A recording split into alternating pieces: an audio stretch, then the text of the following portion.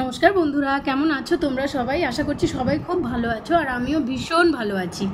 তো আজকে কি বিষয় নিয়ে আলোচনা করছি সেটা নিশ্চয়ই বুঝে গেছো তোমরা। তো হ্যাঁ, আজকে আমি দিনের বেলায় স্কিন কেয়ার হিসেবে কি ইউজ করি নিজের স্কিনে, আর সেগুলো আমার স্কিনের জন্য কতটা উপকারী সেগুলো নিয়েই আমি আজকে আলোচনা করব। তো চলো, দিনের বেলায় কি স্কিন কেয়ার করা উচিত, অ্যাকচুয়ালি কোনটার পর কোনটা লাগানো উচিত, তো সেগুলো নিয়েই আলোচনা করব আজকে। স্কিন কেয়ারের প্রথম স্টেপ হচ্ছে ফেস ওয়াশ করা। তো আমার যেহেতু স্নান হয়ে গেছে, আমি স্নান করে বসেছি ভিডিও বানাতে, তাই জন্য আমার ফেস ওয়াশ হয়ে গেছে, স্নানের সময় আমি করে নিয়েছি। তো তারপরে মানে ফেস ওয়াশের পরে কি স্টেপ আছে সেগুলো আমি তোমাদের সাথে শেয়ার করছি।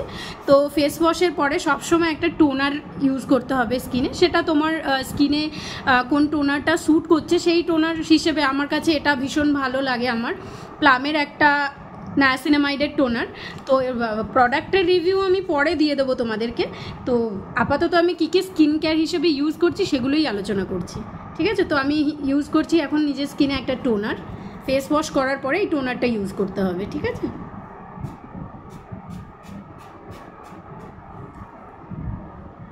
তো টোনার ইউজ করার পরে টোনারটাকে এয়ার ড্রাই হতে দিতে হবে, মানে হাওয়াতেই এটা স্কিনে তোমার শুকিয়ে যাবে, পুরো অ্যাবজর্ব হয়ে যাবে।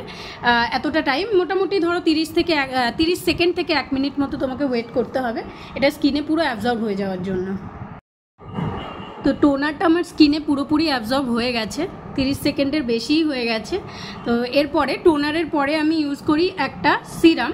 এটা হচ্ছে ভিটামিন সি এর একটা সিরাম। এই সিরামটা ভিটামিন সি সিরাম কিন্তু রাত্রেও ইউজ করা যায়, কিন্তু এটা বেশি কাজ করে কিন্তু সানস্ক্রিনের নিচে। তো এটাকে ডেতে ইউজ করলে এটার বেশি উপকারিতা পাওয়া যায়। তো আমি ইউজ করে নিচ্ছি সিরামটা।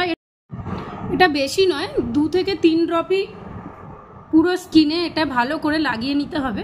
ডোলে ডোলে নয়, জাস্ট স্কিনে এটাকে উপর থেকে এরকম একটা লেয়ারিং তৈরি করে দিতে হবে। বেশিকে ঘষাঘষি করা এটাকে নিয়ে যাবে না।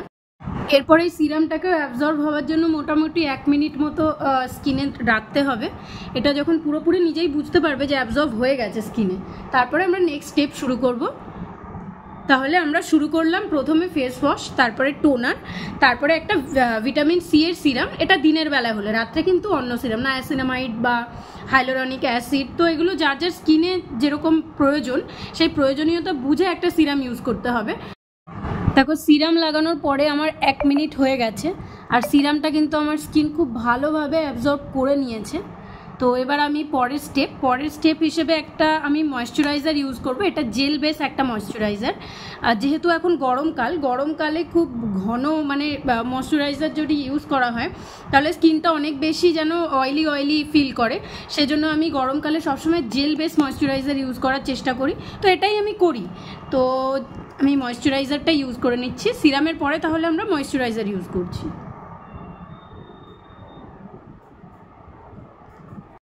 দেখো, ময়শ্চারাইজারটা লাগানোর পর আমার মোটামুটি 1 মিনিট মতো হয়ে গেছে, আর ময়শ্চারাইজারটা আমার স্কিনে খুব ভালোভাবে অ্যাবজর্ব হয়ে গেছে। তো অ্যাকচুয়ালি না, যে কোনো প্রোডাক্ট তোমরা ইউজ করবে স্কিনে, তো একটার প্রোডাক্ট ইউজ করার পরে পরের প্রোডাক্টটা ইউজ করার মিডিলে 30 সেকেন্ড থেকে 1 মিনিট মতো গ্যাপ দেবে। এই গ্যাপটা দিলে কি হয়, প্রোডাক্টটা খুব ভালোভাবে আমাদের স্কিনে অ্যাবজর্ব হয়। তো যাই হোক, ময়শ্চারাইজারের পরে এবং লাস্ট স্টেপ এটাই হচ্ছে সানস্ক্রিন। আমি আপাতত এই সানস্ক্রিনটা ইউজ করছি। মানে আমার কাছে আরও সানস্ক্রিন আছে, আমার কাছে খুব ভালো ভালো সানস্ক্রিনের রিভিউ পাবে, কিন্তু হচ্ছে আপাতত আমি অ্যাকোয়ালজিকার এই সানস্ক্রিনটা ইউজ করছি। আর এটা আমার ভীষণ, মানে এটার আমি প্রেমে পড়ে গেছি, আমার ভীষণ ভালো লাগে এটা আমার এখন আপাতত রিসেন্ট ফেভারিট। তো চলো, এটাই লাস্ট স্টেপ স্কিন কেয়ারের ডে টাইমে। প্রথমে তোমাকে করে নিতে হবে ফেস ওয়াশের পরে তুমি লাগাবে একটা টোনারের পরে তুমি লাগাবে যে কোনো একটা সিরাম যেটা তোমার স্কিনের জন্য জরুরি, সেই ধরনের একটা সিরাম তুমি ইউজ করবে।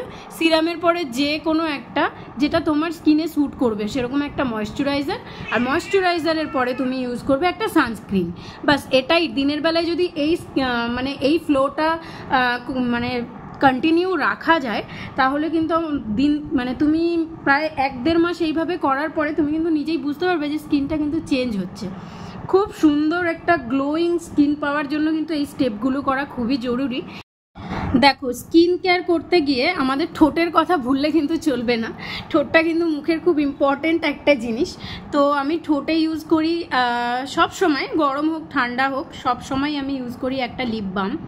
তো এটা সব সময় কি হয় বলো তো, বাড়িতে থাকছি বলে এখন আমি এগুলো করার মানে স্টেপ বাই স্টেপ করার একটু টাইম পাচ্ছি। আগে আমি জব করতাম, তখন আমি কিন্তু এসব কিছুই করতে পারতাম না। তো তবু আমার এখন মনে হয় যে কাজের মধ্যেও না একটু নিজের জন্য টাইম বের করে এসব করা উচিত ছিল। তো আমি করিনি, সেজন্য আমার স্কিনে এখনও ট্যান মোটামুটি চলে গেছে, তবুও এখনও হালকা ট্যান রয়েছে। তো এগুলো যেতে আরও একটু টাইম লাগবে। যাই হোক, তো চলো তোমরাও স্কিন কেয়ার করো বাড়িতে। এই ভিডিওটার জন্য এটুকুই, ঠিক আছে? তো বাড়িতেও তোমরা কে কীভাবে স্কিন কেয়ার করো আমাকে ভিডিওর কমেন্টে একটু জানিও, কমেন্ট বক্সে। আর আমার ভিডিওটা যদি ভালো লেগে থাকে তাহলে প্লিজ একটু চ্যানেলটাকে সাবস্ক্রাইব করো। নতুন চ্যানেলটা অ্যাকচুয়ালি নতুন নয়, কিন্তু আমি ভিডিও করতাম না, তো ভিডিও করা আমি নতুন শুরু করেছি।